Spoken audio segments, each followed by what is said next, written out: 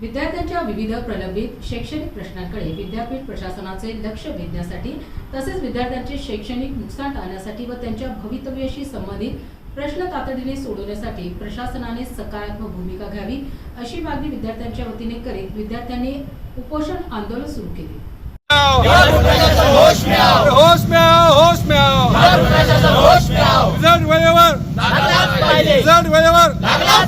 आम्हाला admission result वेळेवर result वेळेवर शिक्षण मंत्री शिक्षण मंत्री शिक्षण मंत्री शिक्षण मंत्री शिक्षण मंत्री अरे होश में आओ होश में आओ अरे होश में आओ होश में आओ नहीं चलेगी नहीं चलेगी दादागिरी नहीं चलेगी अरे नहीं चलेगी नहीं चलेगी दादागिरी नहीं चलेगी अरे या डिबाटू प्रशासनाचं करायचं काय खाली मुंडका वर पाय अरे या डिबाटू प्रशासनाचं करायचं काय खाली मुंडका वर पाय वेळ लागू झालंच पाहिजे झालाच पाहिजे विद्यापीठ प्रशासन होश में आओ होश में आओ होश में आओ होश में तुमको विद्यार्थी एकजुटीचा विजय हो विद्यार्थियों के सम्मान में राष्ट्रवादी मैदान में विद्यार्थियों के सम्मान में राष्ट्रवादी मैदान में अरे नहीं चलेगी नहीं चलेगी दादागिरी नहीं चलेगी अरे नहीं चलेगी नहीं चलेगी दादागिरी नहीं चलेगी होश में आओ शिक्षण मंत्री होश में आओ होश में आओ होश में वर पाय डिबाटू प्रशासनाचं करायचं काय खाली मुंडका वर पाय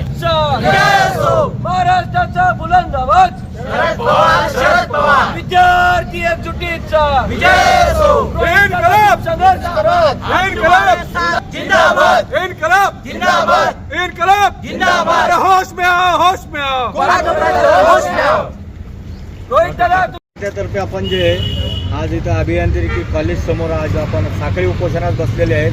काय कारण आहेत, काय प्रमुख मागण्या आहेत आपल्या? आमची सर्वात प्रमुख मागणी ही कॅरी ऑन तात्काळ लागू करण्यात यावा आणि तो सरसकट लागू करण्यात यावा ही आमची प्रमुख मागणी आहे।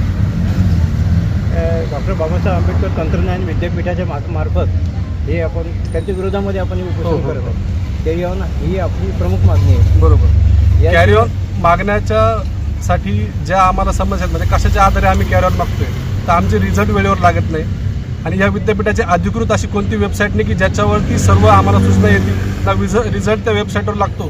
रिझल्ट आम्हाला टेलिग्रामवरती येतो। कॉलेज प्रशासन म्हणतं की टेलिग्रामवरचा फेक आहे, तो फेक आहे तर कॉलेज प्रशासनाने त्यांच्या नोटीस बोर्डवर लावणं अपेक्षित आहे आणि आम्ही कॉलेजकडे मागणी रिझल्टची केली असता कॉलेजवाले म्हणतात विद्यापीठात जा। विद्यापीठ आहे रायगडला, त्यांचं विभागीय ऑफिस इथं आहे, हे लोक आम्हाला कार्यालयाच्या आतमध्ये सुद्धा एंट्री करू देत नाहीत आणि मग आम्ही जायचं कुणाकडे?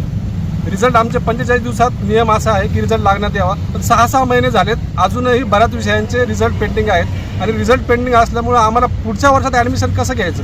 कॉलेज प्रशासन पुढच्या वर्षात ॲडमिशन देत नाही, विद्यापीठ रिझल्ट लावत नाही, मग आम्ही जायचं कुणाकडे? त्यामुळे आमची स्पष्ट मागणी आहे की सरसकट कॅरी ऑन लावण्यात यावा जेणेकरून आमचं अकॅडमिक इयर हे पूर्ण संपून घ्यावे आणि विद्यार्थी घरी बसून मग एक्झाम देतील जर कॉलेज प्रशासनाला आम्हाला ॲडमिशन द्यायचे नसतील तर। रायगड याच्या अंतर्गत हे विद्यापीठ येतं आणि औरंगाबादमध्ये आमचं विभागीय कार्यालय आहे। हो, मग तिथं आपण उपोषण केलं नाही साहेब। आम्ही आमच्याकडे जवळपास आता 150 निवेदनांचा प्रत्येक विद्यार्थ्याचं म्हणजे 150 निवेदनं आम्ही या विद्यापीठाच्या ऑफिसमध्ये इन्व्हर्टला देऊन आलो आहोत, त्याची रिसिव्ड कॉपी आमच्याकडे आहे। परंतु आम्ही असं नाही की उठलो आणि लगेच उपोषणाला बसलो। याआधी आम्ही 6 महिन्यापासून प्रत्येक आठवड्यात आम्ही एक निवेदन यांच्याकडे घेऊन जातो, कंटिन्यू यांच्याकडे समस्या घेऊन जातो, परंतु त्याचं आत्तापर्यंत निराकरण झालं नाही आणि शेवटचा पर्याय म्हणून आम्हाला साखळी उपोषणाला या ठिकाणी बसावं लागलं।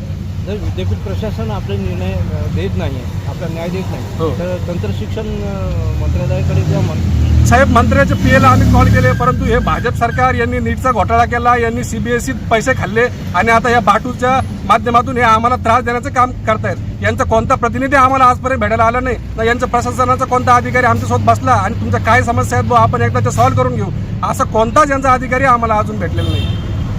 अधिकारी भेटला नाही पण आपण त्यांच्यापर्यंत आम्ही त्यांच्यापर्यंत गेलो साहेब। आमच्याकडे 150 अर्ज आहेत जे आम्ही त्यांच्या ऑफिसला इन्व्हर्ट करून आलोय, त्याची रिसिव्ड कॉपी आमच्याकडे, त्यांचा शिक्का आहे त्याच्यावर।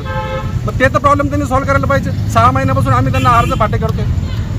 शिक्षण मंत्री समजा तुमच्याकडे लक्ष देत नाही, त्यांच्या वरचे कोणतरी अधिकारी किंवा मुख्यमंत्री उपमुख्यमंत्री आहेत त्यांच्याकडे आपण साहेब आम्ही सामान्य विद्यार्थी आहोत, मुख्यमंत्र्यापर्यंत जाण्याची आमची पोस्ट नाही। आम्ही फार महाविद्यालयापर्यंत जाऊ शकतो आणि इथं त्यांचं जे विभागीय ऑफिस आहे इथपर्यंत येऊ शकतो, मंत्र्याच्या पीएलाही फोन लावू शकतो, पण याच्यावरती मुख्यमंत्र्याकडे आम्हाला कोण उभा करणार आहे? त्यांचे चिल्ले पांडे आम्हाला उभं करत नाही तर मुख्यमंत्री केव्हा आम्हाला उभं करणार? आणि विद्यार्थ्यांची ताकद आहे. आपण किंचितपेक्षा नाही किंवा आपली ताकद काही कमी नाही. आपण संघर्ष करू शकता.